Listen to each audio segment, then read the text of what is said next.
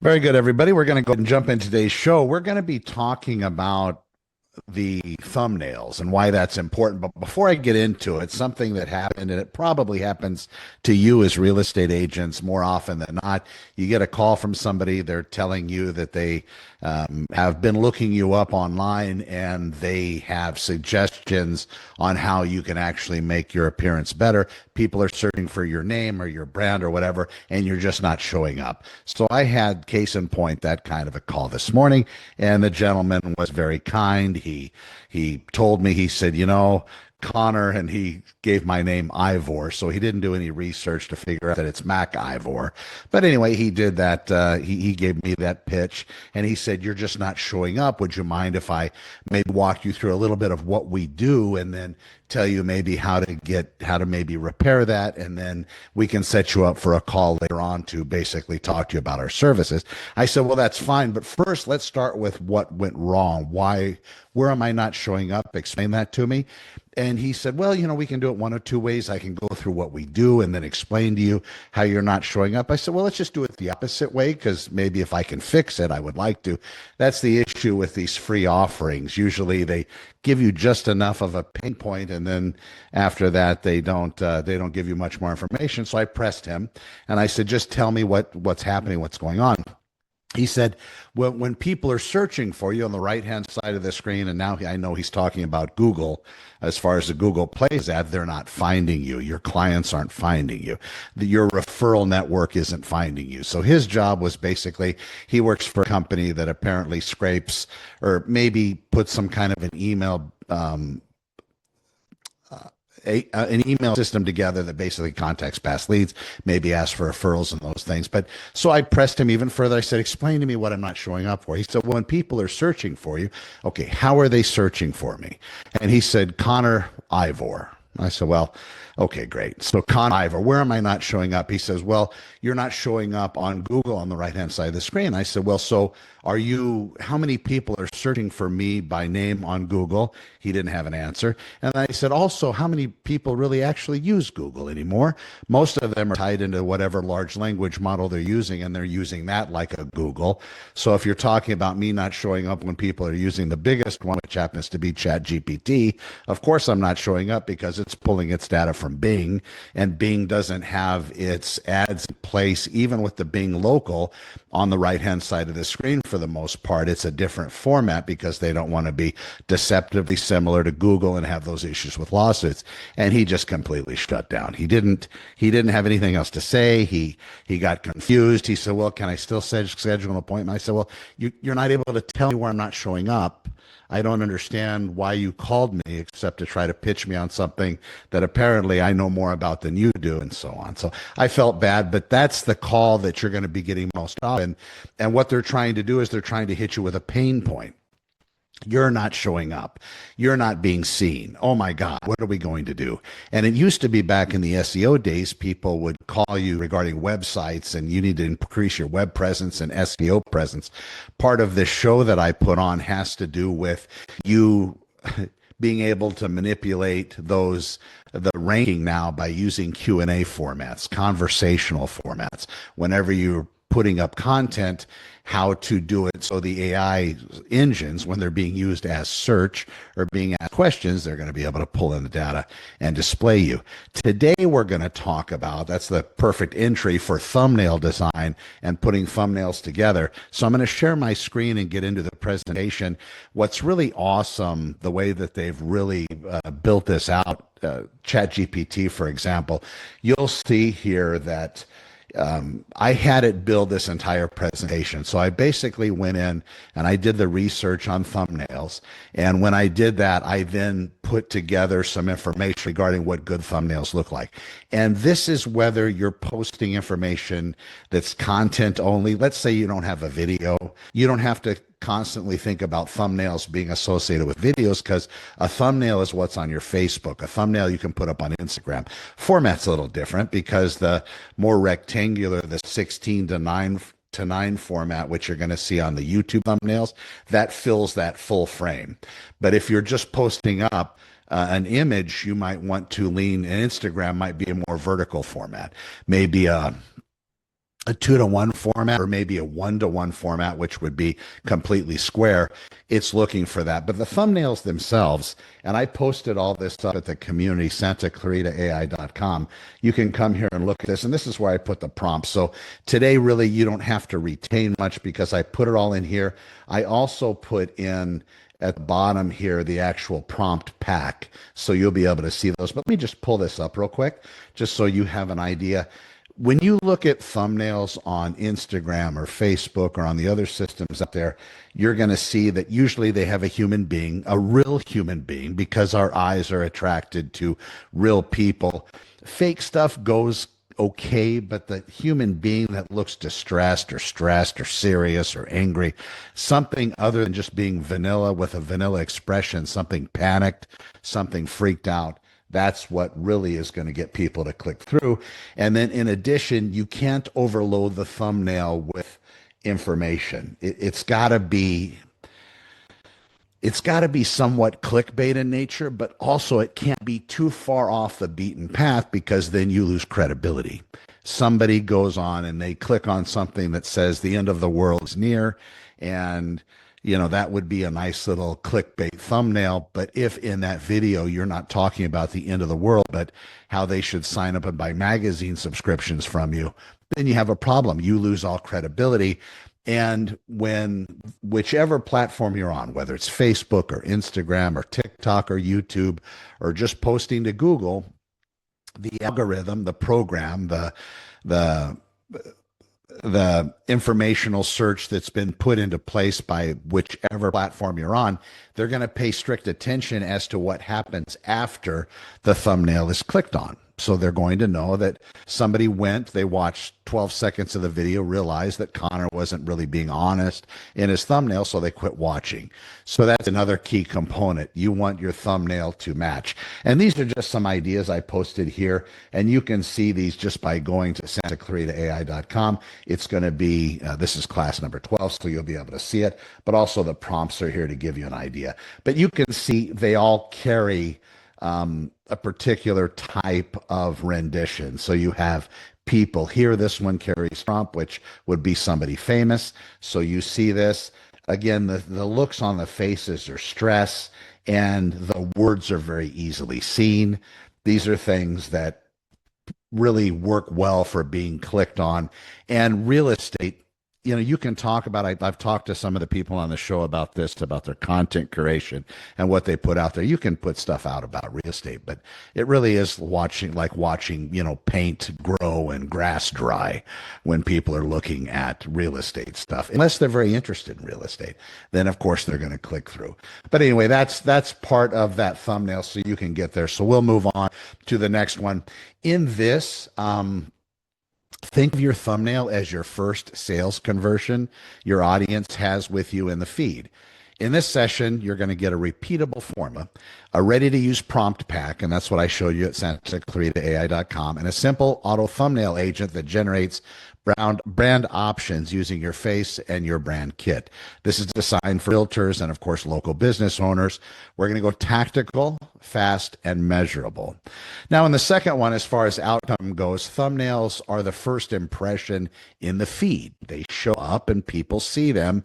And even if they don't pay attention to the verbiage, when they look interesting, people click through. They directly affect the CTR. If you're not familiar with CTR, that's the click-through rate. Now, as I mentioned before, that click-through rate is going to carry, securely to how long they stay. But getting them in is a very good first step. So that's the percentage of people who clicked after seeing your thumbnail and title. Higher click-through rates usually give you more reach. And with that, if your thumbnail is unreadable or unclear, you're going to lose the click. Your message never gets heard. We want clarity, emotion, and instant readability, especially on phones.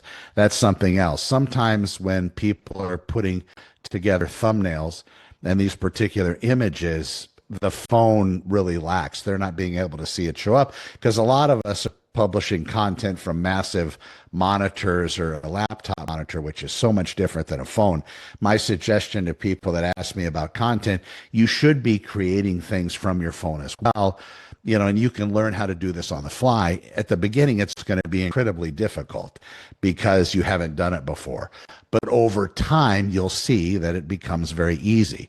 Right now, when I go into the different systems I use, even when I'm building AI voice systems and different things for agents and businesses, I'm much faster at it because of all the practice and the hours I put in. I think it's paramount that you do the same. 3 quick definitions. So CTR, as I mentioned before, is click-through rate. That's clicks divided by impressions times 100. Impressions are registered displays of your video thumbnail and on the platform.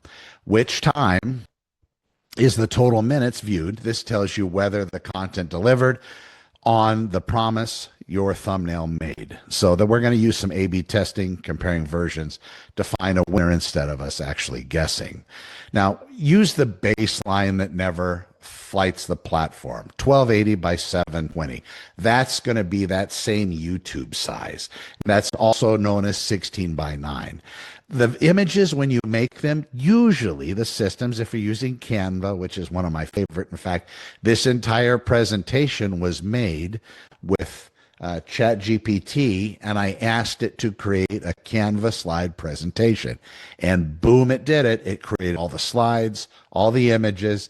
It did 4 of them, and I got to choose. So if you don't have a paid for Canva account, it integrates great with ChatGPT. It's really a game changer because now you as agents can do webinars and presentations as well at real estate. And that goes a long way because people aren't really doing it. They're hoping that, the old ways are still working, but unfortunately they're not. You have to ascribe to new methods. Now, under 2 megabytes, most of the photographs you're going to be making on Canva and the different systems, even when AI generates it, it's going to be under that model. But if you try to upload something to a different system and it blows you out and says, listen, it's too big, then you have to go in and modify it. Some of the systems like Canva itself, it'll have the ability for you to actually reduce the size by changing the size format in the picture itself. And you don't have to worry because when you're online, we're not blowing something up to fill, a 30 by 40 foot billboard. We're actually just on our screens and mobile, so that resolution doesn't have to be very high at all. Just you can do that without worrying about anything losing its particular way that it looks, so people will click through it. Now, you're going to save it for JPEG or PNG. On some iPhones, if you're using an iPhone, when you're saving images on there, it's going to be a HEIC file, HEIC file, I believe that's what it is. You have to go into your settings and change that. So when you're taking photos on your phone, you don't have to do a conversion from that format back to a JPEG format. You can just change that in settings. Just Google it or go to your large language model and ask how you would change your iPhone file to actually be a real photograph. And that way you can send them. It does eat up a little bit more memory, but you don't have to do the conversion later. And I know for a Mac, the conversion isn't difficult. I think for PC, it's more. I think you have to download something. You have to worry if what you've downloaded is going to be junk or not. Vertical content, you want to expect some feeds to auto crop to 4.5 or to do tight crops on the center. So you want to keep your margins. And most importantly, YouTube experiments to test will allow you to experiment 3 thumbnails but per video. And a lot of people are too quick to ship instead of testing. Testing is worth it if you have the time, but in most cases, that just takes complete hours to try to test stuff. But here's the formula that works. So 1 big clean face cutout, edges crisp, the expression intentional, and then here where we talked about earlier, what's going to be rendering.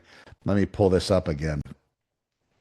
So here, 2 to 6 word headline, ultra bold font with a thick stroke, soft drop shadow for readability. Again, Canva does this.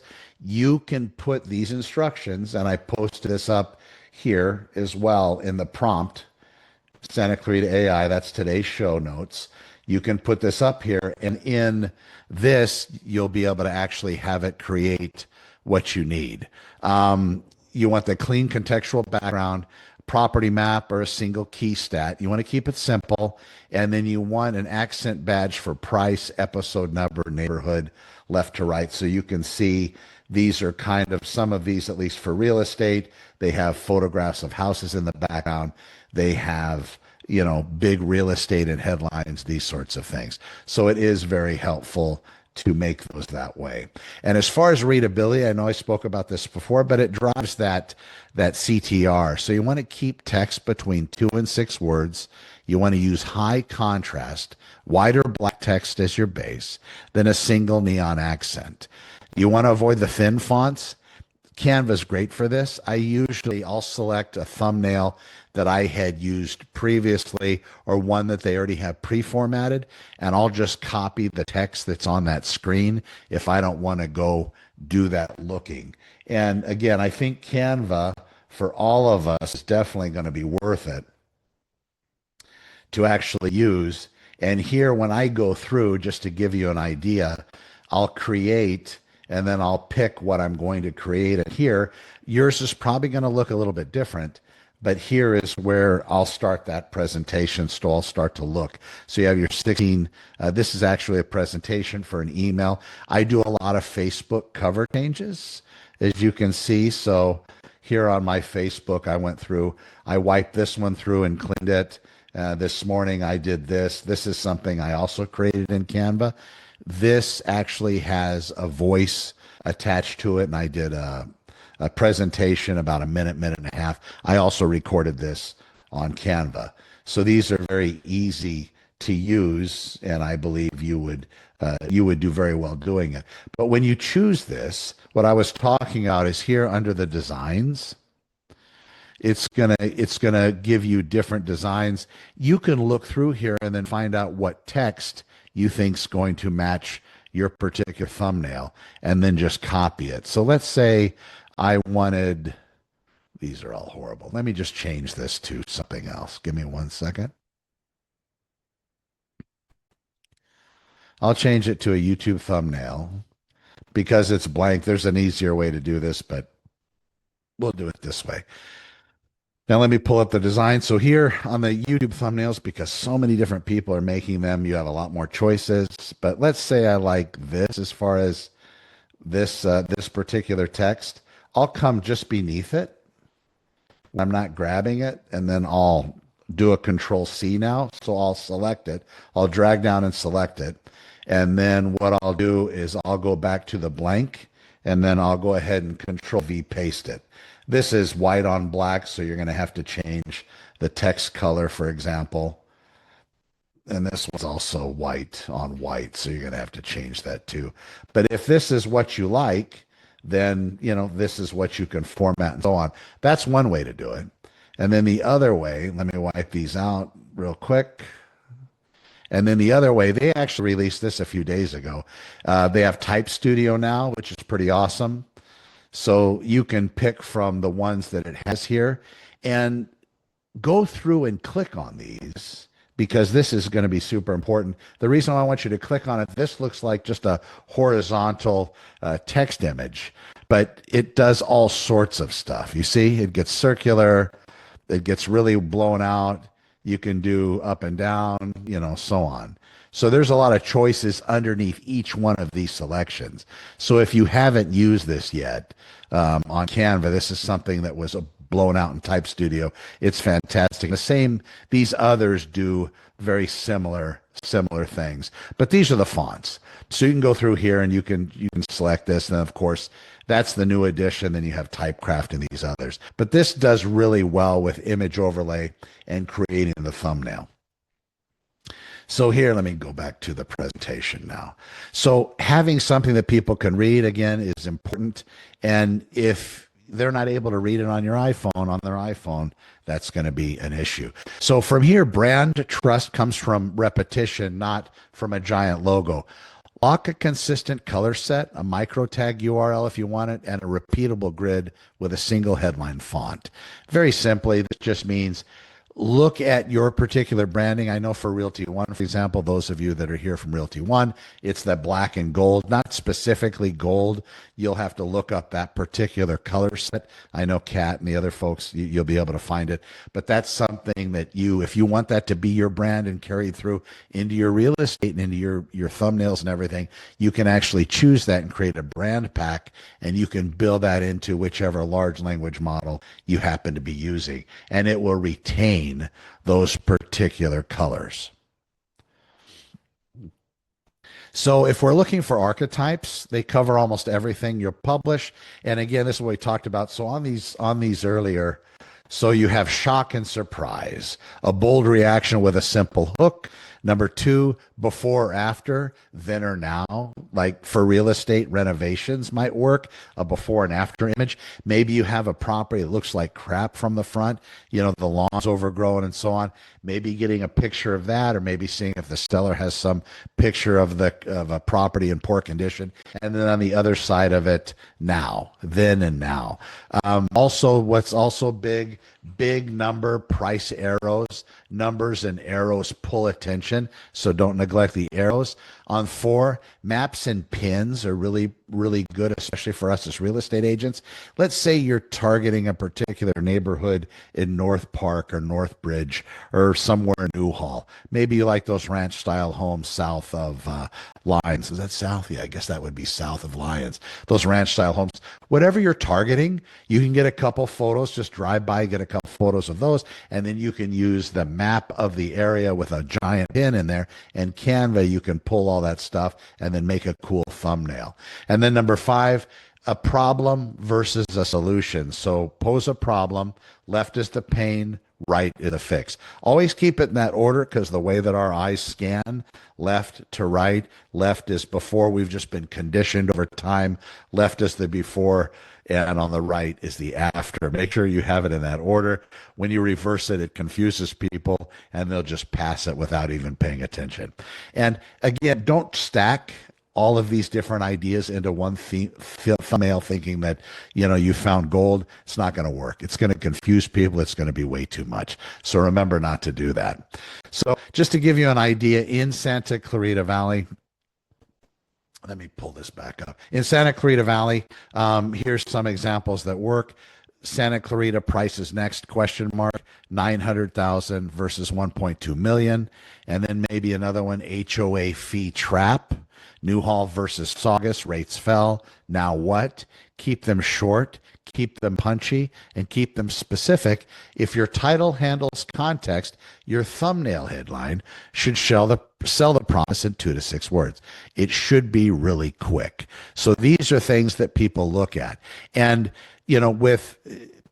I don't believe anybody is setting themselves up for an issue, because you can talk about HOAs. You can talk about the amounts. There are some HOAs out here that are $50, with $1 million real estate on the summits, right? 50, $55.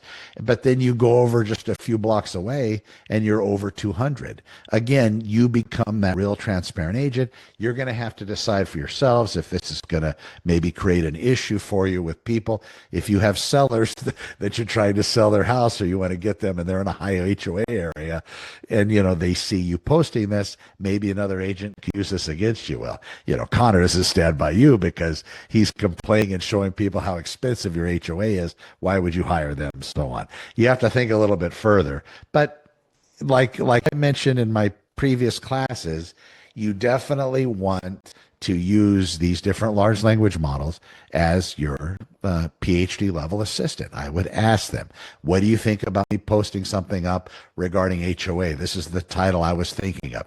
And then have it go through it with you. Have it work on it with you. It's not a bad idea. Now, some of the schools of thought that makes us weaker, that makes us more lazy, that just makes us not akin to actually grow our mind, because we're getting a lot of answers to the system. I think when you work with it and go back and forth, I think that enhances us. A lot of people just use them as an ask and answer engine. So they issue the question and they take what it says first and they plug it through. Just to prepare this show, it took me over 3 hours, because when I was working with it to get the information I wanted, I didn't want it to be too complex and complicated, but I also didn't want it to be super general. So I then wanted to take whatever information I had and plug it into Santa Clarita AI so people could go there and then get the prompts and the actual explanations so they can plug them in. So during the show, they didn't have to retain any of that. Just they would hold on to what would be good guides. So the next time they start to create something, they would be able to do it kind of because they remember us going through it. Now let's get back to this. So bad thumbnails cram too many words. They use low contrast, crappy images. When you're using these images, a lot of the AI systems, if you take them yourself, great. The AI systems also create them. And you'll have to check with, if you're using them in regards to a listing, you want to make sure you check with the board of realtors and the powers that be to make sure you're not violating any rules. Now, when it comes to just producing these, you don't want to be deceptive. You don't want to be conning people. And again, you want to make sure that whatever thumbnail this happens to be referencing, like on Facebook, I'll use a lot of different thumbnails, and behind it is, see, nothing, there's really nothing here branding, but when they get to it, now here's the Zoom meeting for today. That's what carries through on that particular thumbnail. And when I do others, like this one happens to be an actual uploaded, that'll actually carry through. There's actually audio connected to it. But these different thumbnails, for example, like this one, I have the thumbnail here. It looks like a video, right? I got this from Loom, and then I actually have the video posted here that people can click through and actually watch pertaining to what I posted up. So these are just other ideas that you can use to your benefit. But again, you have to ask yourself every time you make one of these, can somebody understand this in a second on a phone? If not, you should be simplified. It should be that quick, because as human beings, we're so distracted by AI slop. I mean, I don't think there's any humans in videos much anymore. When you are watching these things, you got to do it quickly so that you'll be able to capture their attention. Production without measurement is guesswork. This starts to get more complicated, but ideate 10 concepts quickly, draft 3 thumbnail variants. You can actually have your large language model do this for you. Now, YouTube experiments as far as which thumbnails produce more. This takes practice. This takes a lot of dedication, and a lot of agents don't want to take the time. But once you get good at this, your videos will perform much higher than other agents' videos that they're putting out there. This is something to consider, and I put all this information at the blog, but you can run tests on YouTube. Pull this up real quick. It always goes to this channel, but anyway, let's get over this here. So here, whenever you upload a video, I won't upload one, but let's just pull this like this. Everybody's seen everything. Let's see this. Let's see. Give me, this was a video. So after you post it here, oh, it's a short. That's why it's not going to work. Give me a second. Let me get something longer. Just 2 seconds here. Say I'm going to take your job. Let me see how big this is. 2 minutes, and this one is 23 minutes. I'm looking for something that's over 3 minutes. Anything under 3 minutes on YouTube is going to give you a short, depending on the format. But if it's a vertical format, it's going to give you a short. But this, these are, this is the option here. So you can actually test and compare thumbnails. So just have 3 made with maybe different headings, just small variations, and then you can do 3. You can click through and you can test, and now you can find out which one does better. And then in the future, when you're creating thumbnails for your real estate channel, because something that kicks off real estate where people want to click through, they're usually looking for real estate because you no longer need a big follower crowd. Now it's all done by interest. The large language models, those particular systems, when they're giving results to people. Same thing with social media.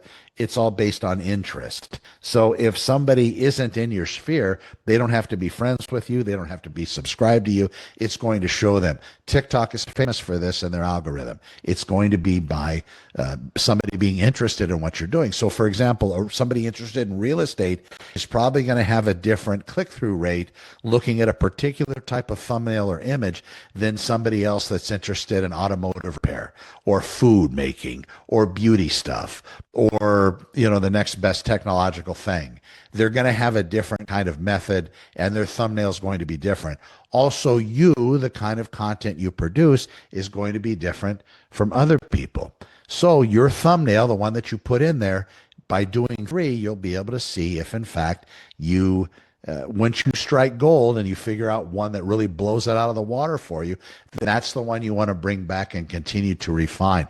Then maybe use that as the next test case. Eventually, you're going to get down to what's perfect for Andrew, what's perfect for Connor, what's perfect for Patrick. These are the things that are going to be perfect, and that's what you can use for the most part, for the next part. And you can also have your GPT remember these things. The memories are getting a lot better, and probably, I would say sometime this year, it'll probably have infinite memory built into it. So, 10 years from now, if we're all still here, you'll be able to go back and ask it to remind what happened on this date, and it'll retain all that memory. Just something about that. It holds on to memory now. Right now, my branding, I have different businesses I'm building. So one happens to be this AI stuff. It still brands it like Realty One stuff, black and gold. So I have to have it differentiate that and say, listen, those branding colors work for open houses, Santa Clarita open houses. For the AI stuff, I want this. For reviews management, I want this. For AI voice, I want these particular colors. And it's all different, so you have to remind it. Pretty soon, you probably won't have to do that. So solo creators, that's most of us. We're going to shoot for a small expression pack that neutral, smile, surprise, serious, and pointing. For these, remove the background from each, and save as a transparent PNG. With Canva, that's something else. It's really worth it. I think Canva is probably one of the best, but we can do, just real quick to give you an idea, if you haven't done this yet, I'm always choosing Facebook colors. But if I'm going to plug in, we'll just take this. God, I'm sorry about that. You know what? We'll go with it. Sorry. So let's do this. Just happened to be there, really. Let's take one of the uploaded pictures. You see here, this has the background there.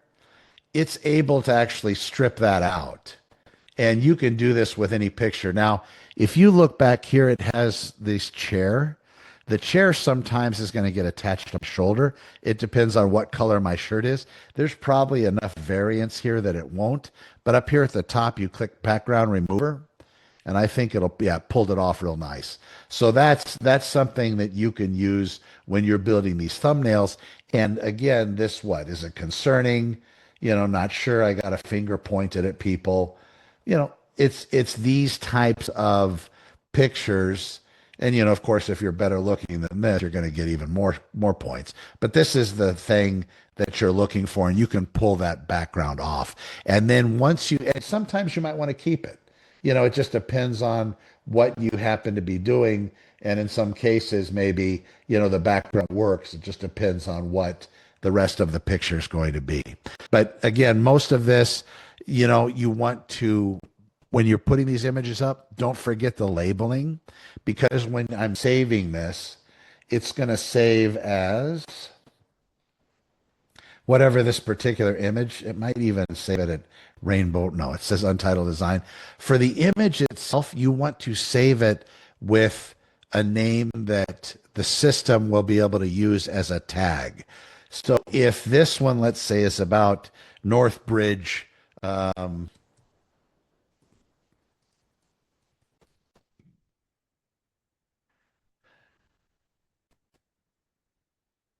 so this is a good example of a tag for an image. When you're saving it, let's say this happens to be about some neighborhood in Northbridge that you're trying to jump into, or you're trying to just continue to give information for those local homeowners. A good name for this, if that's what it reflects, Northridge Real Estate in Santa Clarita Valley, update November 2025.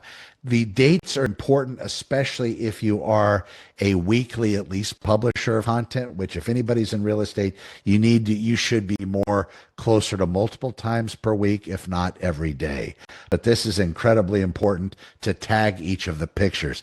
Everything needs to be reflective of what you're going to be publishing, because when you're uploading that, even to YouTube and other platforms, when you're uploading it, it's going to carry that tag in the background, and those systems will know if it's just untitled image 1, it's going to give it different weight than something that specifically has to do with the content and your goal that you're trying to achieve. So for teams, you want to define roles.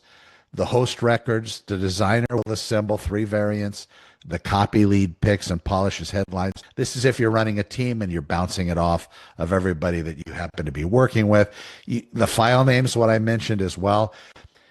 When you're putting together file names, I went through this. It depends on how you're holding on to your file names. I usually will start mine with today's date so I can keep them in order. So if I need to search for something, I usually start it out 11/10/2025, all that number, and then after that I will put in the picture, what I want the picture labeled at or tagged as. That prevents me from having to change it later, and it also has a date that I can pull up if I want to pull the image again in the future to be able to, use it in some other application, or to post it again, maybe as some kind of a historical record for content. So you want to keep trust. You're going to see a lot of videos, a lot of channels. I don't know if you do the same thing, but when you're clicking through and you see something that talks about, hate to say it, but it's really powerful, end of the world, and you click on it, it has nothing to do with the end of the world, I make sure I remember that channel. I won't go back, because now that's just complete thumb bait BS, and you want to be careful for that. Whatever images you put out there, you can do it cleanly, you can do it so it applies to the content behind it, but you want to make sure it doesn't go too far askew and you start putting stuff out there that is clickbait. Also, we'll talk a little bit about licensing. MLS photography is often not yours to reuse freely. If you're going to be pulling stuff offline, you got to be careful. I know Getty sent me a nasty letter once upon a time of a picture of me being a motor cop, arm wrestling a little kid on the back of my motorcycle, and I was using it. I found it online. I don't know what reporter took it, but it was me. But Getty owned the property rights of that image, even with me, and I got a nasty letter, cease and desist, delete, these sorts of things. If you're using information offline, that's a problem. If it's not yours, and the MLS, I know we all have access to it, but if you're using an image that isn't yours as well, that's a problem. And if you're going to be getting from the agent permission to use images and you ask, make sure you get it in writing. Make sure they provide you full access, and also make sure they have the right to give you permission. Maybe they didn't obtain it through themselves or through somebody they're paid, and maybe the person they paid didn't give them exclusive rights for the photography either. It's just a mess. But again, you want to make sure of this. And with most of AI, they can really do a great job just creating things out of nothing. So watch out for that. Favor commentary in your own visuals. They like that. Ethical clarity builds long-term reputation and watch time. So for next show, I'll get into how to build the auto thumbnail agent. Basically, this is where you take all these prompts and build them through into a custom GPT. If you haven't played with this yet, you definitely want to get on whichever one you use. We'll go Chat GPT for now, and you'll go over here in the sidebar, and you'll click on GPTs, and you're going to want to, after you click on GPTs, if you haven't explored any of these, this is something that you should look into. There's a lot that do some awesome stuff, but here you're going to want to create your own. And this is where you would start to create your own GPT, and with instructions and conversation starters. There's a knowledge base that you can plug in here, because in here you're limited on the amount of text put in. I don't know, if maybe 4,000 characters, maybe 5,000, but it's limited here. This is where you would start to create those custom GPTs. And next time we'll talk about the one for the photographs as well. So you can have a system that'll just basically start to build these things for you. It does a pretty good job, but I still find that Canva is still running much better when it comes to creating these types of things. All right. Anybody have any questions today? I appreciate you tuning in. That's today's show, number 12. And if you have any questions, let me know. I am here.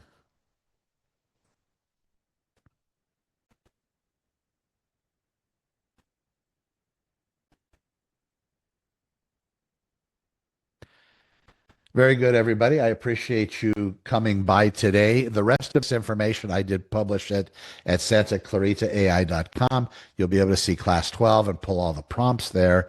In addition, thank you so much for tuning in. We will see you next week. If you need anything during the week, hit me up, and I'm happy to walk you through whatever it is you're looking to do. I hope everybody's well. Thanks so much for tuning in, and I hope everybody has a fantastic day, and you guys are most welcome. Thank you very much.